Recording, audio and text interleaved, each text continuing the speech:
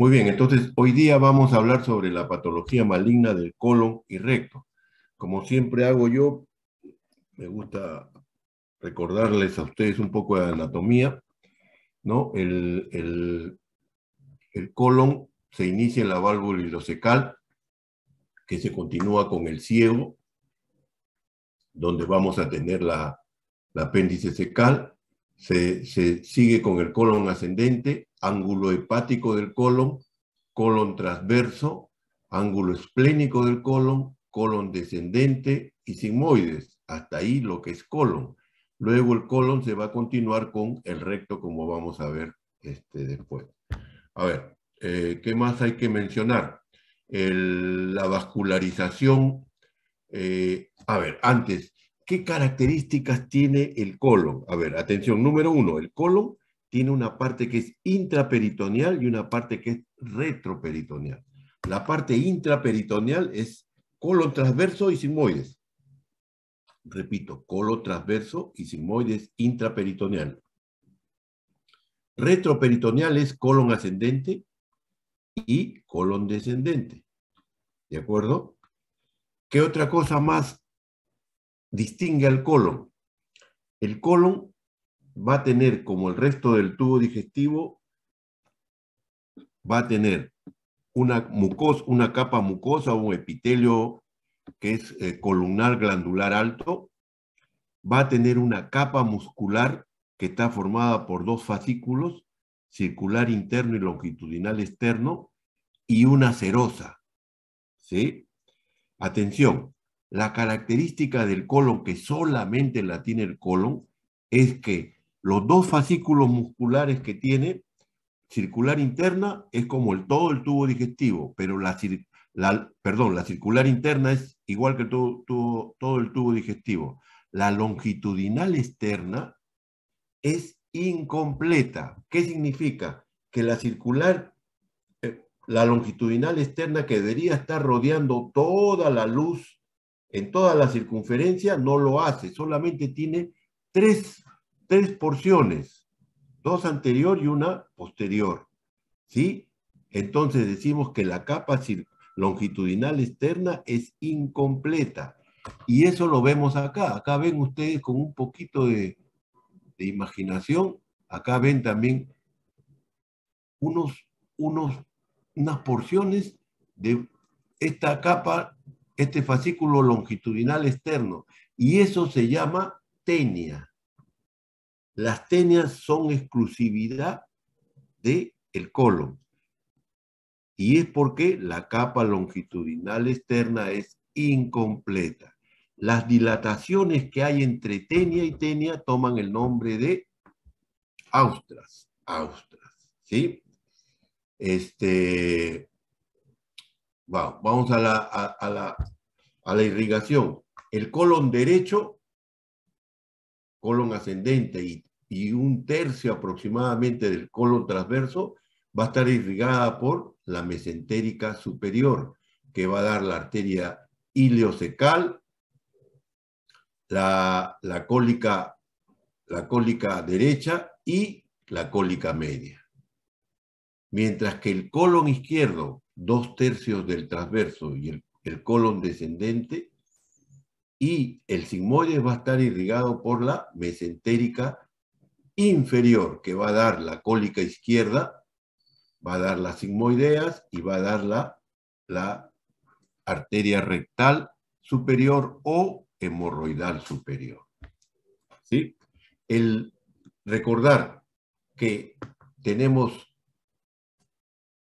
la irrigación de la mesentérica superior y la mesentérica inferior, tienen puntos de unión. ¿Cuáles son esos puntos de unión? Es el arco de Riolano, ¿no? Y la arteria marginal de Drummond, ¿sí? Y el drenaje venoso, todo va a ser hacia circulación portal, todo va a terminar en vena porta, El recto es la continuación del colon, ¿sí? No hay un punto donde yo digo acá empieza y acá termina, ¿no? Entonces, El recto va desde el sigmoides hasta el ano. ¿De acuerdo? ¿Dónde decimos que empieza el recto?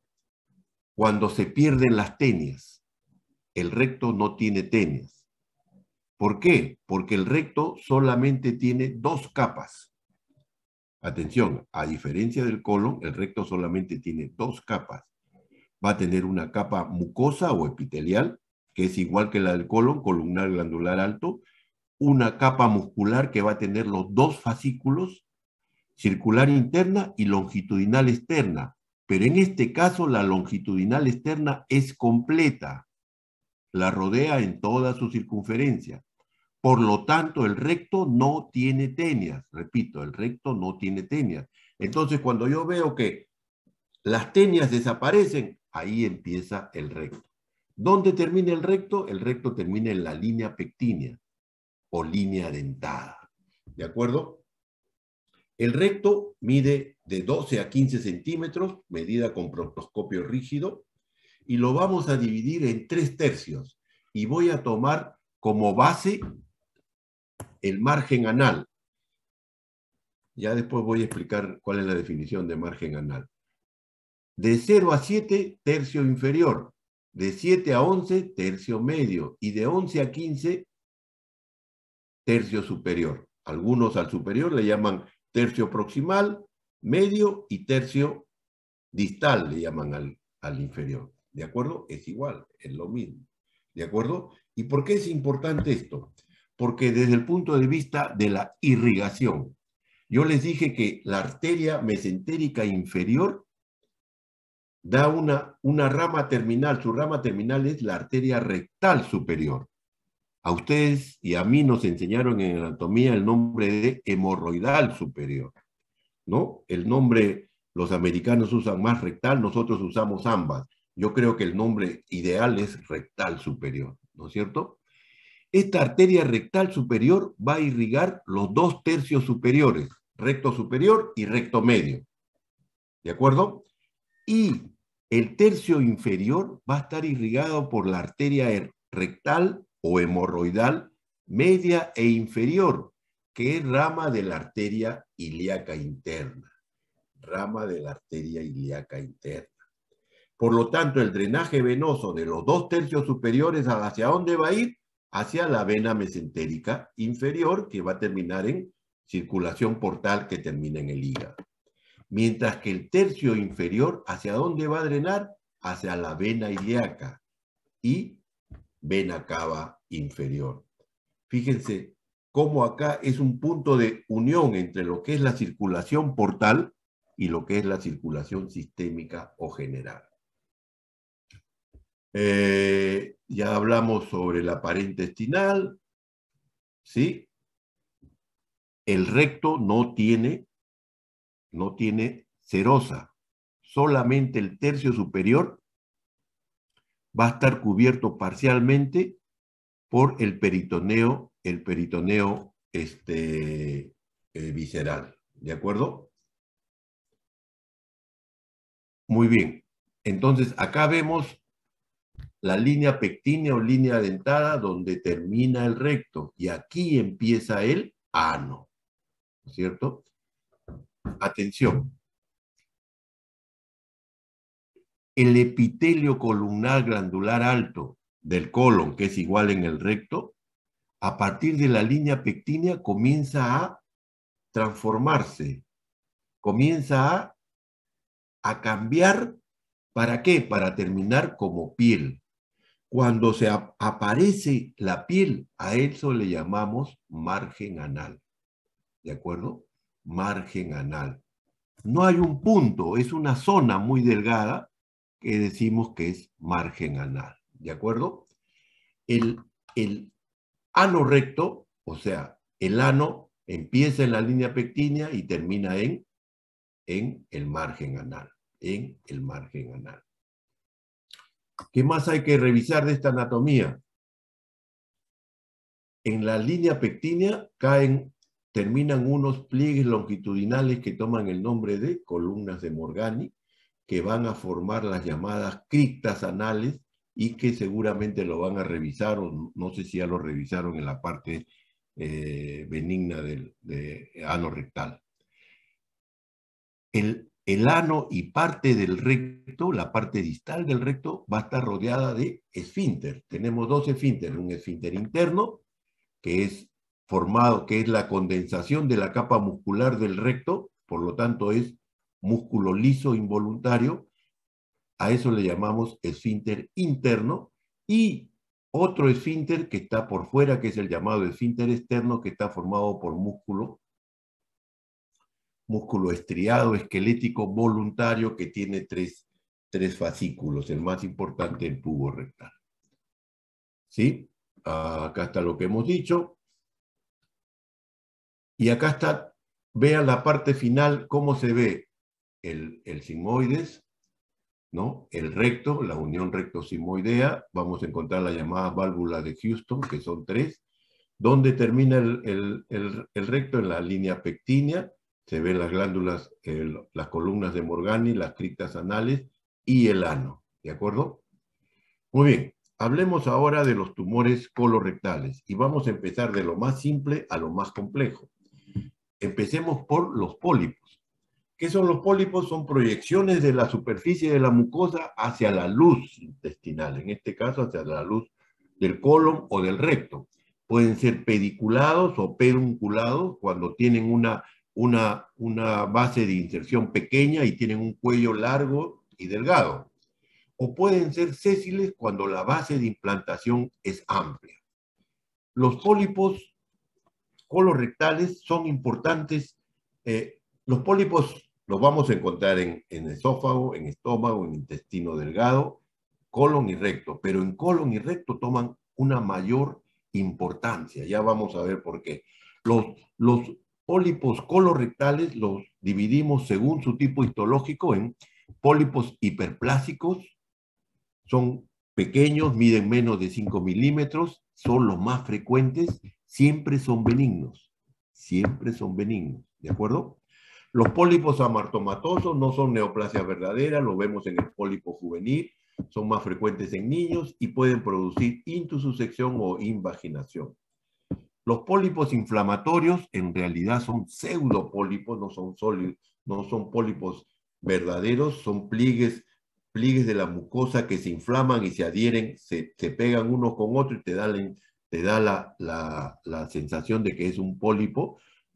El ejemplo típico es en colitis ulcerativas, ¿sí? Colitis ulcerativas no son premalignos.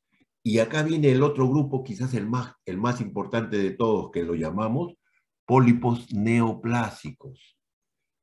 ¿Por qué se le llaman neoplásicos? Porque a partir de ese pólipo pueden degenerar a cáncer. ¿Cuáles son esos pólipos? Son los pólipos adenomatosos o simplemente adenomas. ¿De acuerdo? Que lo dividimos en adenoma tubular velloso y en medio el túbulo velloso. Los más frecuentes son los adenomas tubulares, son pediculados. Los adenomas vellosos representan el 10%, son sésiles de gran tamaño, más frecuente en el recto y pueden producir una diarrea acuosa. El paciente dice, estoy con diarrea. No, es el adenoma que bota una gran cantidad de secreción. Y en medio, un 15% los adenomas tubulovellosos. ¿Cuál es la importancia si no todavía no se han dado cuenta? Estos pólipos pueden producir cáncer. Les doy un dato, les adelanto un dato. 95% de los cánceres colorectales empiezan como un pólipo adenomatoso. Empiezan como un adenoma. Si no será esto importante, ¿de acuerdo? Es más, cuando se empieza el estudio del cáncer, allá por los años 40, 50, mama y colon fueron los que comenzaron a ser estudiados. Y en colon, ¿qué se estableció? Un grupo japonés estableció la llamada secuencia adenoma-carcinoma. También la conocen como polipocáncer. ¿Sí? Se demostró que estos pólipos adenomatosos, algunos, no todos, felizmente, algunos comienzan a degenerar a cáncer. ¿De acuerdo? Estos pólipos adenomatosos tienen varias características. Yo voy a mencionar dos nomás, que creo que son las más relevantes. Uno que son, acá lo hemos puesto, pólipos adenomatosos sincrónicos. ¿Qué significa sincronismo? Que de ahí viene esta característica. Cuando digo que son sincrónicos es porque hay sincronismo. Sincronismo significa que puede haber la lesión, la misma lesión, en dos puntos diferentes. Ejemplo, tengo un paciente que tiene un pólipo adenomatoso en el recto, pero también tiene otro pólipo adenomatoso en el colon ascendente. O tengo un pólipo adenomatoso en el ciego y otro en el sigmoides. ¿De acuerdo? Son sincrónicos. Y en la otra característica que es necesario mencionar es el metacronismo. ¿Qué significa? Encuentro un pólipo, saco el pólipo y tiempo después vuelve a aparecer otro pólipo en esa zona. A eso se le llama metacronismo. Metacronismo. ¿De acuerdo? Ya sabemos que cuando un cáncer se originó en un adenoma, ¿no? Y más o menos se cree que el tiempo que le transcurre entre el adenoma a convertirse en un cáncer es 10 años.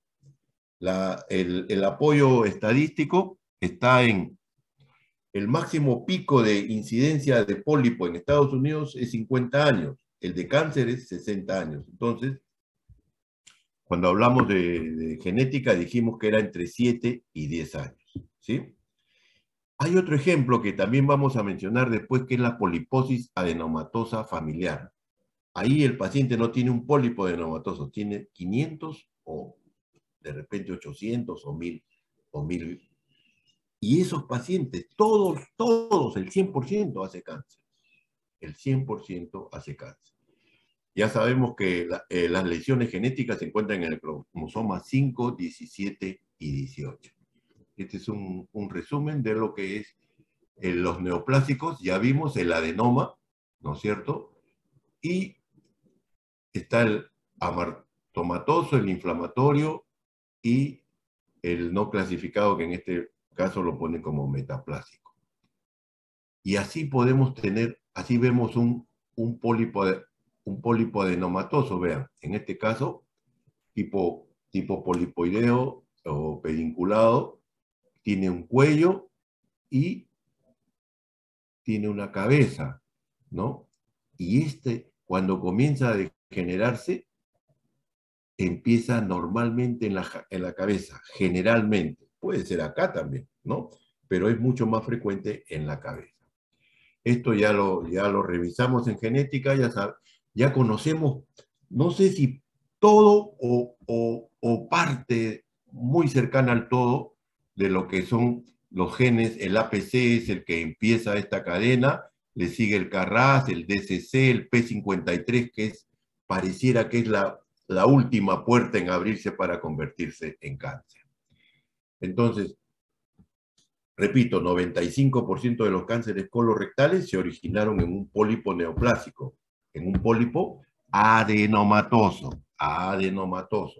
¿sí? Fíjense, un pólipo adenomatoso que mientras más grande es, mayor posibilidad de generación maligna. Si yo tengo uno de 2 centímetros, 50% de esos pólipos más de 2 centímetros ya tienen degeneración maligna. Por el tipo histológico, los que son más propensos a degenerar a cáncer son los adenomas vellosos, 40%, en algunas series hasta 60%. Entonces, si alguno de ustedes alguna vez puede ser ministro de salud, ¿no es cierto? Yo no lo voy a hacer, felizmente, ¿no? Porque ahora cualquier idiota es ministro de salud. Lamentablemente a ese extremo hemos llegado. ¿Qué nos interesaría a nosotros? ¿Diagnosticar y tratar cánceres o diagnosticar y tratar pólipos? Obviamente lo último. Va a ser mucho más barato, ¿no? No es lo mismo tratar un cáncer que una patología benigna, y sobre todo con una patología benigna no está en juego la vida del paciente como si lo está en un cáncer colorectal. ¿De acuerdo? Entonces, sacar el pólipo, si el endoscopista, el gastroenterólogo que hace la colonoscopía encuentra un pólipo, tiene que sacarlo. ¿De acuerdo? Tiene que sacarlo. Y ahora vamos a ver cuáles son las condiciones. Acá ven ustedes un ejemplo. Acá ven un pólipo, acá tienen su pedículo un poco grueso, pero una gran cabeza ahí. ¿Qué va a hacer el endoscopista? Va a introducir un catéter en asa, le llamamos nosotros, ¿no? Y lo va a ahorcar. Esto debería estar más cerca, lo más cercano a la pared, ¿no? Y acá ven ustedes con un poquito de imaginación, fíjense, acá se ve el pólipo, donde está mi cursor, una lesión elevada. Fíjense, acá se está poniendo el catéter en asa, es un pólipo pequeñito, probablemente hiperplásico, ¿no? Fíjense cómo se ha ahorcado acá y en ese momento se electrocoagula con cauterio. Y sacamos el pólipo, lo vamos a mandar al patólogo y así queda esta heridita. Así queda esta heridita. Muy bien, hemos sacado el pólipo y se lo hemos mandado al patólogo. ¿De acuerdo?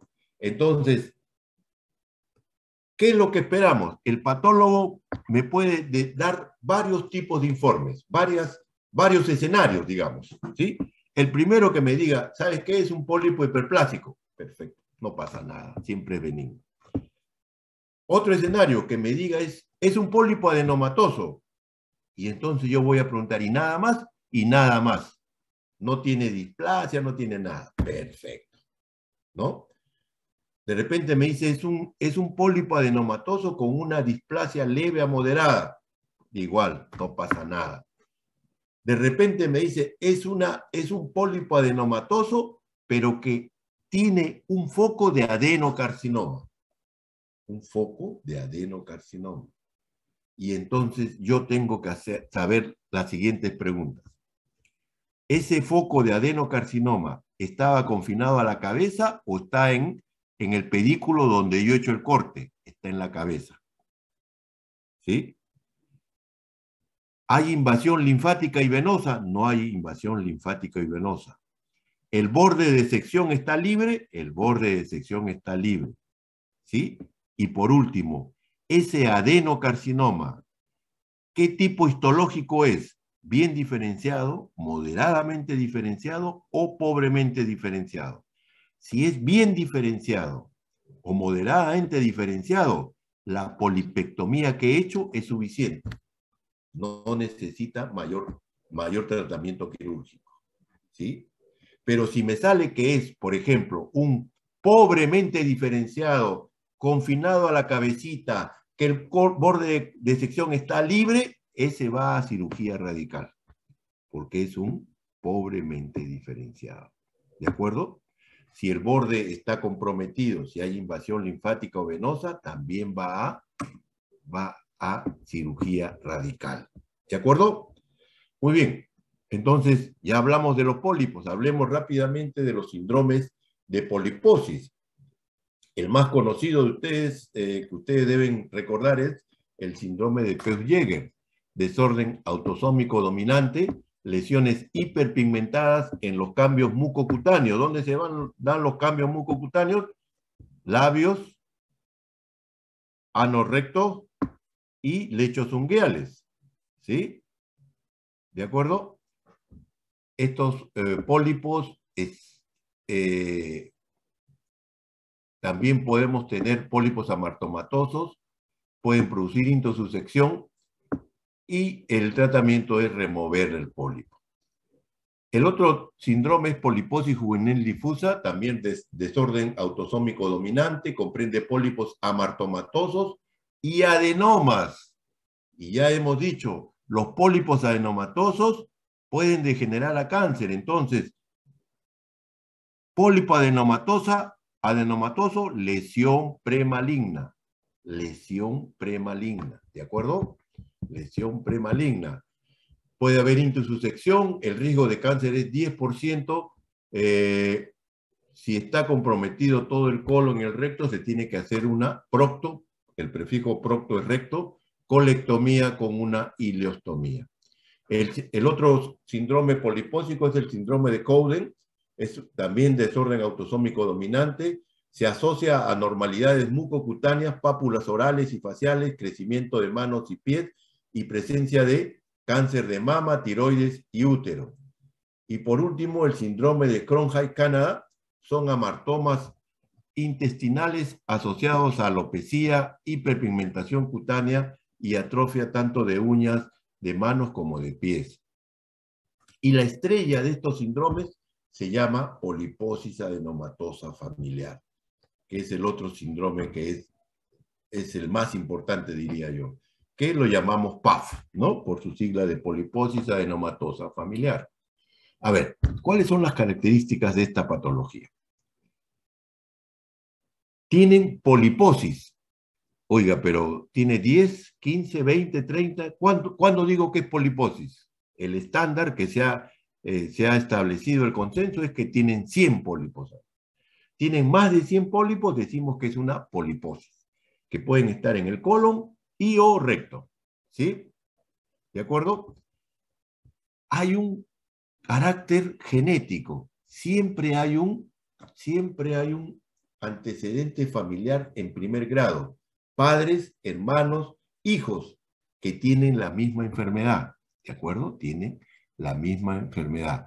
Y adenomatosos porque el 99.9% de los pólipos que tiene ese paciente son pólipos adenomatosos. ¿Sí? Y volvemos a machacar la misma idea. Estos pacientes tienen 500, 600, 800 pólipos. Si yo no los trato, escuchen bien, si yo no trato a estos pacientes, el 100%, todos los pacientes van a terminar haciendo cáncer. ¿De acuerdo? Van a terminar haciendo cáncer. ¿Sí? Sabemos que el defecto genético está en el cromosoma 5. Un tercio de los pacientes no tienen antecedente familiar. ¿Puede ser una mutación espontánea? No lo sabemos todavía. ¿Cuál es el cuadro clínico? Uno dice que es hereditario y lo primero que uno cree es que estos pacientes vienen con los pólipos al nacer. No. Los pólipos van apareciendo en el transcurso de la vida. ¿Sí? Raro en púberes, en adolescentes ya comienzan a aparecer en algunos. Pueden complicarse, pueden producir sangrado. La intususección es rara, muy, muy rara. Ya les voy a explicar por qué.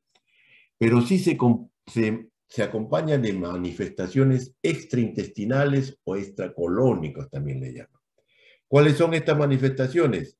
Quistes epidermoides, osteomas, fibromas cutáneos, tumores desmoides del abdomen y mesenterio, pólipos en todo el gastrointestinal, pigmentación de la retina, asociado a cánceres periampulares a nivel de duodeno, cáncer de tiroides. El diagnóstico básicamente es endoscópico, ¿no? El endoscopista hace una colonoscopía y encuentra que todo el colon y el recto están con pólipos. No es que se trate de contar que si tiene más de 100. Es evidente que mirando una porción tú dices que ya tiene mucho más, ¿no es cierto? Y el endoscopista va a ir tomando, va a mapear el colon, va a tomar muestras de recto, de sigmoides, del descendente, del transverso proximal, distal, del colon ascendente, del ciego, y va a tomar biopsias y el patólogo nos va a decir que son pólipos adenomatosos. ¿Sí? Esta es una radiografía de colon con enema de bario, y acá ven ustedes varias imágenes mucho más oscuras que uno puede decir son rectos fecales. No, son pólipos. Todo esto son pólipos, imágenes de sustracción. Y así lo ven, fíjense. Fíjense acá nomás cuántos pólipos hay. Sin ponerme a contar, aquí yo diría que fácil hay 40 pólipos. Y fíjense acá, estos dos. Acá hay un pólipo más grande y acá hay uno mayor que el resto, pero menor que el mayor. Y estos son pólipos adenomatosos, que probablemente estos ya tienen un grado de degeneración maligna. De ahí la importancia de diagnosticar esta enfermedad. Si yo sé que los pacientes, si yo no hago nada, todos van a terminar en cáncer, ¿podría sacar pólipo por pólipo? Imposible, me demoro toda la vida seguro, ¿no? Entonces, ¿cuáles son las opciones? Proctocolectomía total. Si el recto está tomado igual que el colon, voy a sacar el recto y el colon. Y cuando saco el recto, saco el ano, saco el aparato esfinteriano. Por lo tanto, tengo que hacerle una ileostomía. ¿Para qué? Para que el contenido intestinal salga por la ileostomía que va abocada a la pared abdominal. Una ileostomía. ¿Sí? ¿Qué es continente, no continente? Eso no es importante que ustedes sepan. Lo importante es que ante una poliposis adenomatosa familiar, si el recto está tomado, saco el recto y el colon y hago una ileostomía. ¿De acuerdo? Hay dos tipos, hay varios, pero voy a mencionar dos nomás, de poliposis adenomatosa familiar. El síndrome de Gardner, que es una poliposis adenomatosa familiar acompañada de osteomatosis, quistes de epidermoides y fibroma de piel. Y el otro es el síndrome de Turcot, también un tipo de poliposis adenomatosa familiar asociado a tumores del sistema nervioso central, meduloblastoma, glioblastomas. Muy bien. Y entonces llegamos pues a la estrella de la clase de hoy día, ¿no es cierto? Que es el cáncer de colon y recto. Cuando hablamos de incidencias, ¿no? Yo le llamaba la atención sobre algo que es realmente llamativo. En el mundo, el cáncer más frecuente de tubo digestivo es el cáncer colorectal. En el mundo. En el Perú, el cáncer de estómago es el más frecuente en el tubo digestivo. ¿De qué depende eso? Mi hipótesis es que es cuestión de estadísticas, ¿no? Se están tomando bien las estadísticas, ¿no? En el Hospital Rebagliati hace más de 12 años, el cáncer colorectal ha superado al cáncer de estómago. Pero hay que ver que sea a nivel nacional y me imagino que dentro de poco ya estará saliendo esos resultados, ¿sí? El cáncer de colon y recto es el tercer cáncer en mujeres después de pulmón y mama y también es el tercero en hombres después de pulmón y próstata. Un americano tiene 5% de posibilidad de desarrollar cáncer colorectal. Y los cánceres colorectales son más frecuentemente detectados a partir de los 50 años, ¿no? Y entonces de ahí viene, oiga, ¿usted quiere descartar que tiene cáncer? A partir de los 50 años, tubo por abajo. Así como para descartar cáncer gástrico era una endoscopía alta, acá es una endoscopía baja. Sinónimo, colonoscopía. ¿Sí? Que no es agradable, no es agradable, pues, pero ¿qué vamos a hacer? ¿Sí? No todo en la vida es agradable. ¿Ah? El cáncer colorectal lo vamos a dividir en dos grupos. Un gran grupo y un grupo pequeñito. Así como ven ustedes esta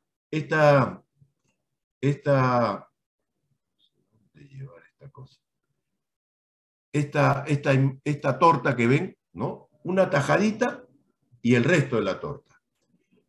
95% de cánceres que se originan en un pólipo. ¿Qué tipo de pólipo? Adenomatoso, ¿no? A ese se le llama cáncer esporádico. Cáncer esporádico, que se originó en un pólipo adenomatoso. 95%, casi todos. Pero hay un 5% que es un cáncer hereditario de origen no polipósico adenomatoso. No se origina en un pólipo adenomatoso. Cáncer hereditario que también le vamos a conocer como síndrome de Lynch. ¿De acuerdo? Entonces, un gran grupo, 95% esporádico, y un pequeño grupo, 5% hereditario. No sé qué pasó acá. Ahí está. ¿Dónde es más frecuente que se ubique este cáncer colorectal? A ver, lo típico es que siempre es más frecuente en el recto y colon izquierdo, ¿sí? Y se sigue manteniendo si hacemos esa agrupación, ¿sí? Pero también hemos visto de que el cáncer de colon derecho ha comenzado a aumentar. Ha comenzado a aumentar. Entonces, todavía no lo alcanza a esa unión de recto y colon sigmoides. No, todavía no lo alcanza, pero ha aumentado bastante. En la etiología hay factores importantes en el desarrollo del cáncer. Ya hablamos de la secuencia pólipo-cáncer, adenoma, carcinoma, sinónimo. Mencionaremos la enfermedad inflamatoria intestinal. Cuando yo hago mención de esta patología, me refiero a dos enfermedades: la colitis ulcerativa y la enfermedad de Crohn. ¿Cuál de las dos es más importante en relación al cáncer colorectal? La colitis ulcerativa. 25% de las colitis ulcerativas van a presentar cáncer colorectal. ¿De acuerdo? Mientras que la enfermedad de Crohn es mucho menos que la colitis ulcerativa. En nuestro medio, ambas patologías son poco frecuentes, De las dos, la más frecuente es la colitis ulcerativa. En el Revalliati operamos entre 4 y 5 colitis ulcerativas al año. En Crohn, 1 o 2 a veces al año. ¿Sí? Y somos un hospital referencial. ¿De acuerdo? También se han descrito factores dietéticos. Se dice que las grasas saturadas y el alcohol, cerveza, incrementan la posibilidad de tener cáncer colorectal, y que la ingesta aumentada de fibras, ¿no?, y de calcio, leche, ahí está el calcio, disminuiría. Para esto hay literatura a favor y literatura que no lo justifica, así que lo mencionamos simplemente. Y ya sabemos que es más frecuente en parientes de primer grado. Y acá viene, vean ustedes, en el recto, esta es la frecuencia.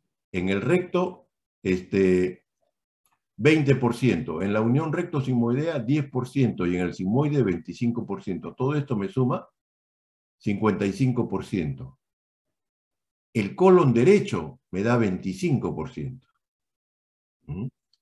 El transverso, la literatura dice 15%, en nuestro medio no llega al 5%, el descendente también anda por ahí por 5%. ¿Sí? Pero si lo separáramos solamente por segmentos, diríamos que el sigmoides y el colon ascendente tienen lo mismo, 25%, pero, repito, todo esto lo agrupamos y le llamamos colon izquierdo. Muy bien. Quiero hablar ahora de la torta, esa tajadita nomás, el 5%. Ese tiene un nombre, así, un nombre bien especial. Carcinoma colorectal hereditario no polipócico de sitio específico. Las siglas en inglés CCHNP. ¿Sí? Nosotros desde ahora le vamos a llamar síndrome de Lynch. ¿Sí? Fíjense, este cáncer es lo más que conocemos. Conocemos desde que se inicia hasta que se termina. ¿Sí? Conocemos toda la secuencia, conocemos qué está fallando, qué gen no está actuando bien. ¿Sí? Conocemos toda esta secuencia. Esto es el síndrome de Lynch. ¿Sí? Lynch fue un cirujano americano que lo describió en la familia de su empleada, que era una familia mexicana, ¿no? Y estableció por qué se produce este tipo de cáncer, y voy a leer: por inestabilidad microsatelital. Y la microsatelital, no piensen en los satélites, nada, no, es a nivel del genoma. Son mutaciones de la línea germinal de los genes MMR, perdiéndose la expresión de sus proteínas asociadas. Se alteran los mecanismos de reparación del DNA. Vamos a hacer la traducción, ¿sí? Para que se entienda. Atención, cuando hablamos de genética, ¿no? Cuando hablamos de la clase de oncología, hablé de esto. Cuando hay la replicación, cuando un DNA se convierte en dos nuevos DNA, ¿qué tenemos? Que se forman dos nuevos DNA. Pero recuerden que el apareamiento de la citosina con guanina y adenina con timina es siempre así, pero a veces se cambia ese apareamiento. Y eso en el genoma se ve como unos puntos más gruesos, más gorditos los puntos, que da la impresión que son como pequeños planetas y por eso le llamaron inestabilidad microsatelital. Cuando normalmente se detectan estos mal apareamientos, el sistema MMR, Mismatch Repair, reparación del apareamiento. Entonces, si estos genes que producen estos MMR están disminuidos o no existen, se forman DNA defectuosos. El DNA defectuoso va a formar parte de un núcleo de una célula, de un órgano y de un sistema, y que en algún momento da una orden, crecimiento desproporcionado, una gran proliferación y se produce el cáncer. En el síndrome de Lynch reconocemos dos tipos de síndrome, aunque casi ya se está hablando de uno solo. El síndrome de Lynch, un desorden autosómico dominante, es más frecuente en colon proximal, colon derecho, pero también se puede dar en recto. Atención, un incremento del cáncer sincrónico, ¿sí? Promedio de edad, 44 años, ¿sí? Entonces, cuando yo tengo un paciente menor de 50 años, yo pienso en síndrome de Lynch, ¿de acuerdo? Ahora bien, es lógico pensar que ese DNA defectuoso solamente va a ir al colon o al recto. No, va a cualquier otra célula de cualquier órgano. Y ahí tenemos lo que se llama el síndrome de cáncer familiar o síndrome de Lynch tipo 2. ¿Sí? Donde ahí vamos a tener cánceres, ¿dónde más frecuente? En endometrio, ovario, mama, estómago, linfoma, vías biliares, páncreas, qué sé yo, sistema nervioso central, puede dar en cualquier sitio, ¿sí? Por eso se le llama cáncer familiar. Otra característica de este tipo de cáncer es que es generalmente mucinoso o indiferenciado, también llamado pobremente diferenciado. Pobremente diferenciado. ¿De acuerdo? Hay un incremento de incidencia de cáncer cutáneo y las lesiones, los genes supresores alterados están ubicados en el cromosoma 5, 17 y en el gen P53. Doctor Ortega, disculpe Sí. que le interrumpa. Creo que no he podido cambiar de diapositiva. Se quedó justo en la anterior. ¿En qué? ¿No estoy cambiando ahorita? No, no la ha cambiado. ¿En cuál me quedaba? Eh, en la imagen los porcentajes de todo el intestino grueso. A ver, voy a dejar de compartir y vuelvo a compartir, ¿ya? Sí.